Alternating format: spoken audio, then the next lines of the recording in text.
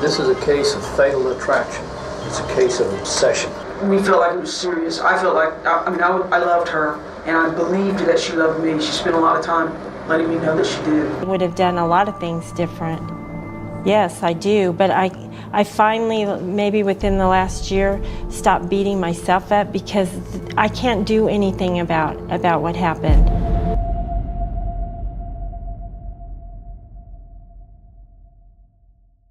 This story revolves around a deadly love triangle with three sides: jealousy, greed, and mental instability of a waitress lesbian.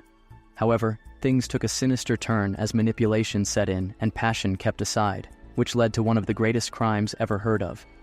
Celeste Beard, who was adopted, was never introduced to her original parents. She had tried suicide during her adolescence and had experienced physical abuse at the hands of her adoptive parent, Edwin Johnson. However, Celeste became pregnant at 17 and gave birth to twins, Jennifer and Christina, with her abusive first husband, Craig Bratcher, who committed suicide in 1996.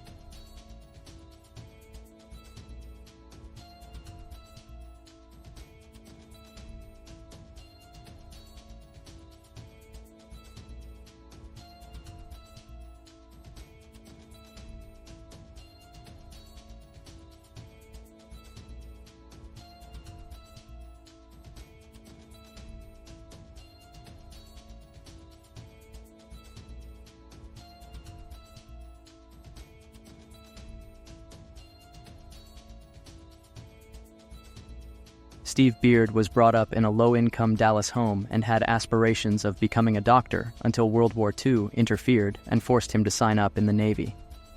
Upon his arrival back home, he secured employment at a nearby department shop. He got to know Elise Adams while employed there. Steve was in love, but his work didn't pay well. He got married to Elise in 1951, and the two of them raised 3 kids together. After relocating the family to Austin, Steve obtained a low-level position in advertising there. However, he rose quickly because he was intelligent and diligent. Even though he was a top executive by 1978, Steve had even higher goals. He was a founding member of Austin's first independent TV station. Meanwhile, Steve rose to fame in the local media, and KBVO saw great success. However, tragedy struck in 1993 when Elise, his 42-year-old wife, passed away from cancer. Steve decided to sell the station for $54 million, making him an extremely wealthy and unmarried guy. Steve started going to the ultra-exclusive Austin Country Club more frequently. There, he noticed Celeste Martinez, a 32-year-old waitress. Steve began taking her on trips, but she brought a lot of baggage with her. She had reportedly used narcotics in the past and gone through 3 divorces. Celeste has placed her twin daughters in foster care numerous times while relocating from town to town. She was now prepared to become a married woman to a wealthy man.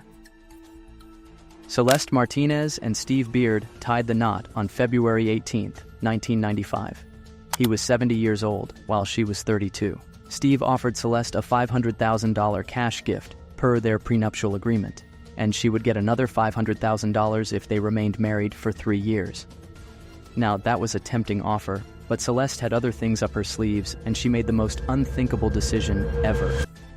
Immediately, Celeste went on a shopping binge, blowing up $500,000 in less than 6 months. Additionally, Steve adopted Celeste's twin daughters. The twin girls, Christina and Jennifer, relocated to a new high school and neighborhood in the hills. They made new acquaintances and acquired new outfits.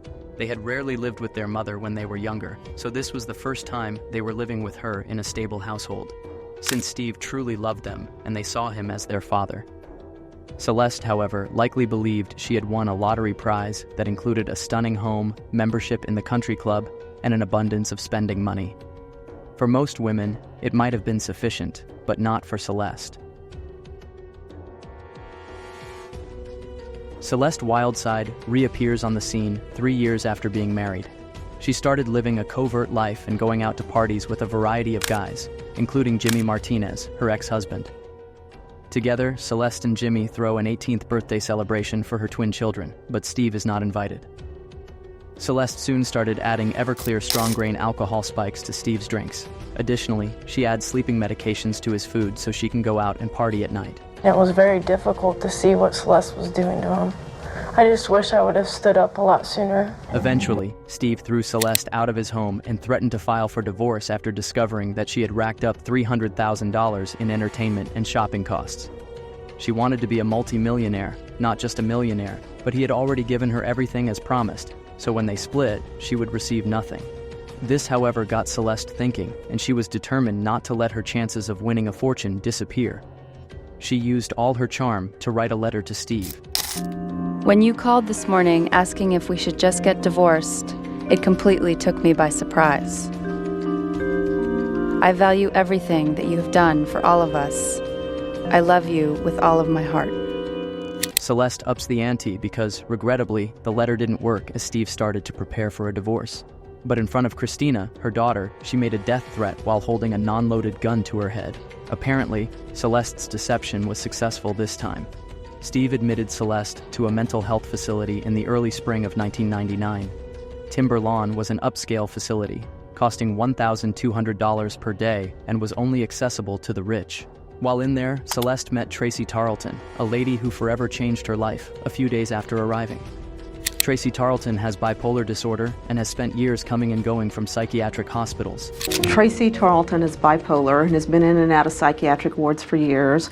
Tracy was severely abused by her mother, grew up in basically sort of an alcoholic, dysfunctional, very successful society Texas family. Furthermore, Tracy also came from a highly prosperous Texas family who was horribly abused by her mother and was essentially raised as a dysfunctional alcoholic.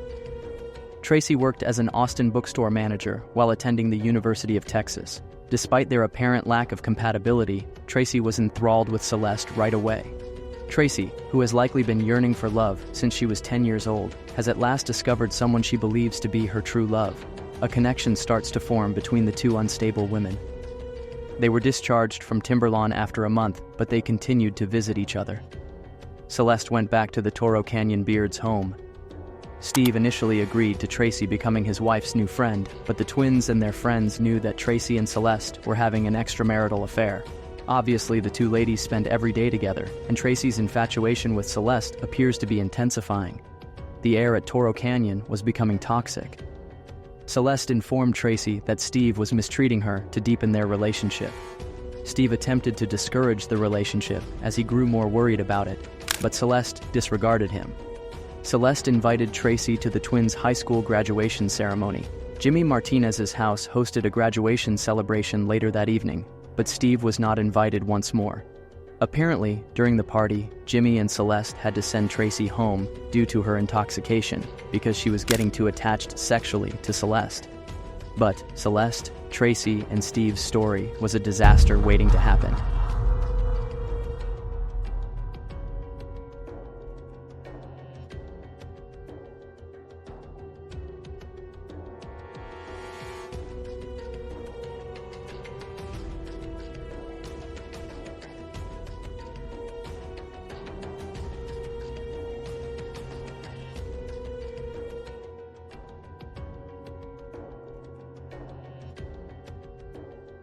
At that point, 5 weeks have passed. Steve had decided to whisk Celeste off on a European holiday in the hopes of severing their relationship.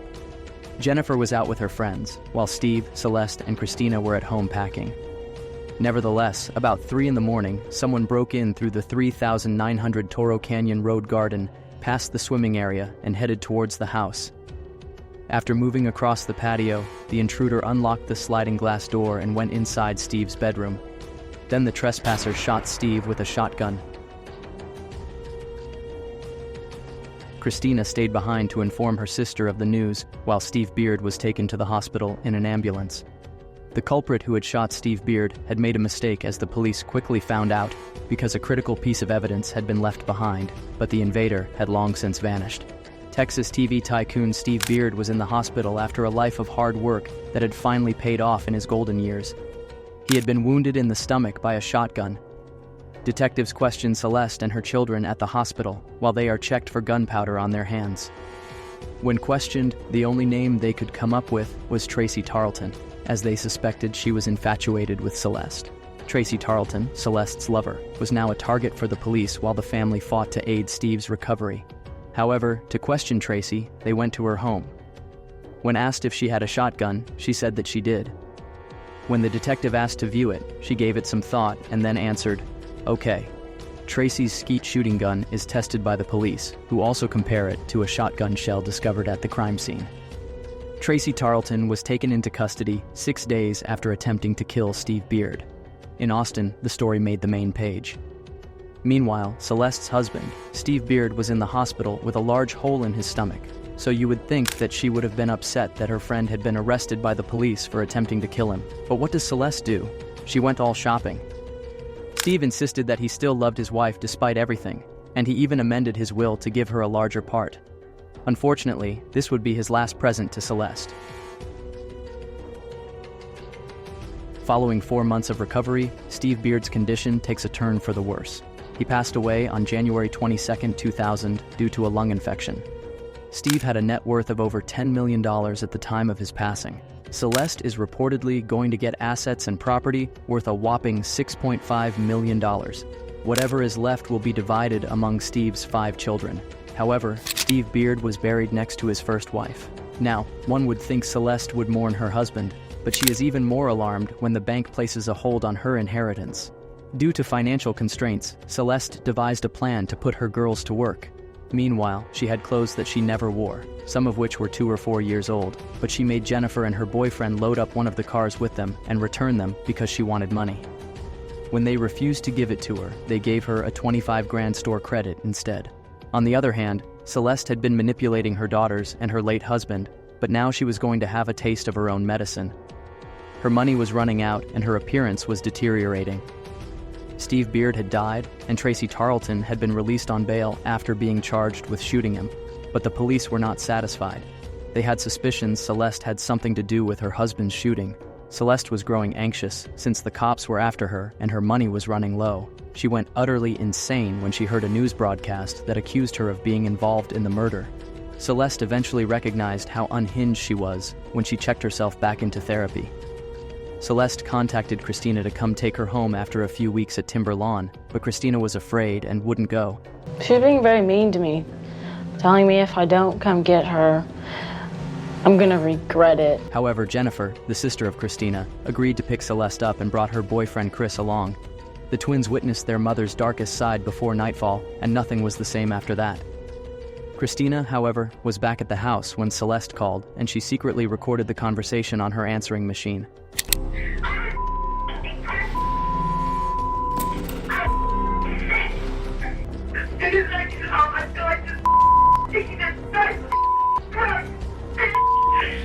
And you will be sorry. Jennifer and her friends were certain that Celeste was the reason behind Steve's death after Celeste's threats and warnings, but Christina remained unconvinced. It was a difficult choice for Christina since she wasn't sure who to believe, even though in theory she was the one who was truly being controlled by her mother and the one who loved her. Christina received a second call from her mother the following day, which she also recorded. I hired somebody to kill her. She says, I hired somebody to kill Tracy. I froze. It made it all real and it made it all unsafe. Her children were terrified since she had shot her husband and then attempted to pay someone to kill Tracy. Now that Christina was on board, the girls went to the prosecutor with letters, audio, and their suspicions. Celeste had been manipulating everyone around her for a long time, but now that Texas and her daughters were chasing her, she was running out of days. Tracy was put under increasing pressure by the prosecutors, and 2 days before the start of her trial, she reached an agreement. Tracy consented to provide evidence against her former lover. But why did Tracy finally turn in Celeste? Why did she keep all these pieces of information for a long time? Or was it because she finally realized that Celeste didn't love her? Celeste Beard was taken into custody and charged with capital murder on March 28, 2002. Celeste had 2 things going for her: her money from her late husband and her ability to manipulate the people in her life, even though the evidence was against her. Early in 2003, all eyes in Austin, Texas, were focused on the courthouse, where Celeste Beard, her husband Steve's murderer, was about to face trial. Additionally, Dick DeGuerin, Celeste's attorney, was well known for representing prominent clients including the Branch Davidians and Robert Durst. Celeste could afford Dick DeGuerin, a local Texan with a stellar resume, despite his high price. Apparently, she was using Steve Beard's wealth, which she had access to protect herself against accusations that she killed him. DeGuerin asserted that Tracy Tarleton shot Steve for personal reasons, in contrast to the prosecution's allegation that Celeste had coerced her lover into the murder. Astonishingly, 45 expert witnesses were called to testify about a range of topics, including finance and mental health. However, Celeste made the most impact when she entered the courtroom to gasps of surprise, dressed conservatively and sporting a cast on her leg, which she never provided an explanation for. Celeste's lawyers spent $500,000 attempting to defend her. Celeste refrained from testifying, but the prosecution used a recorded deposition to undermine her credibility. Did you ever have any romantic involvement with Tracy Tarleton? No, I did not. Did you have any kind of intimate physical relationship with Tracy Tarleton? No, I did not. What was the reason that you had communication with Tracy Tarleton in May of 2000? Because I had lost my entire family in less than 6 months. Did you ask her if she shot Steve Beard? No. When Tracy Tarleton entered the stand, she told a drastically different account than the one she had given when she denied ever dating Tracy and did not ask her to shoot her husband. She followed me into my room one day and we ended up kissing. Did it ever progress to orgasm? Yes. Our relationship we felt like it was serious. I felt like, I loved her and I believed that she loved me. She spent a lot of time letting me know that she did.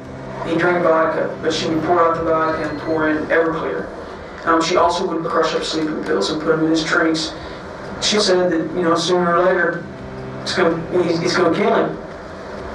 She had asked me to order a book for her called The Poisoner's Handbook because she wanted to cook up a batch of botulism and poison him with it. When Tracy testified that Celeste repeatedly attempted to kill Steve, the courtroom was shocked.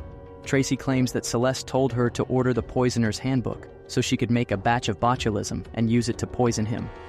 The prosecution then moves on to the main thrust of its argument, which is how Celeste tricked Tracy into killing Steve. I don't want to do this, she said, and there's nothing left. I might as well just take it right now and shoot myself. And I said, fine, let's go, I'll do it.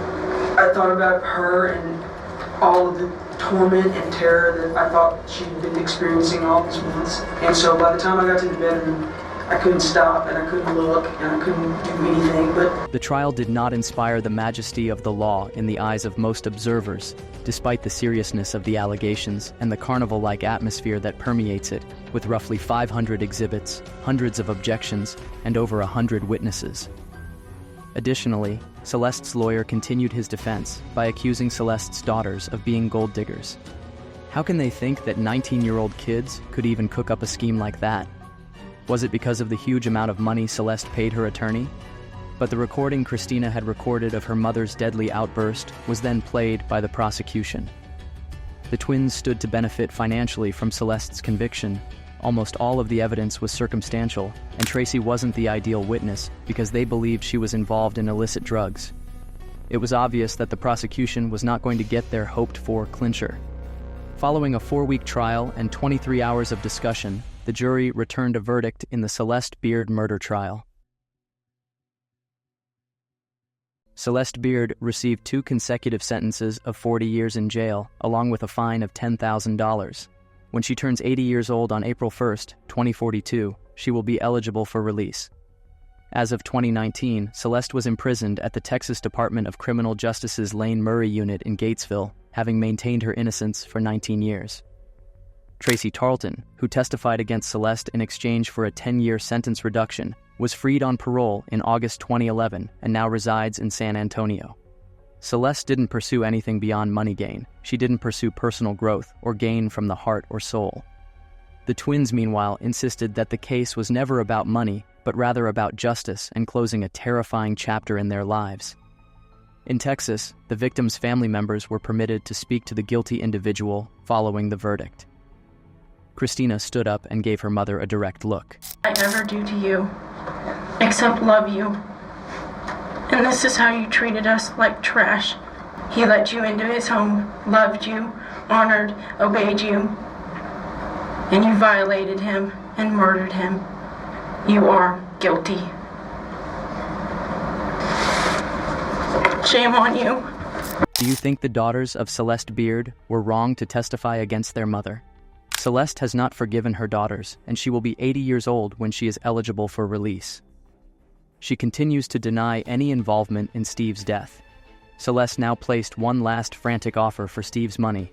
She demanded in a letter to the trustees of his estate that her $12,000 a month be restored and that $500,000 be made available for her appeal. Nevertheless, her request was turned down. Furthermore, Celeste's persuasive abilities and well-funded defense were insufficient to secure her release. Justice was ultimately done for the twins, Steve Beard's family, and other people who had been harmed by Celeste's acts. What do you think about this case? Why do you think Celeste killed Steve? Was it for the money or because she needed her freedom to flirt around? Let us know in the comments section below. We would love to hear from you.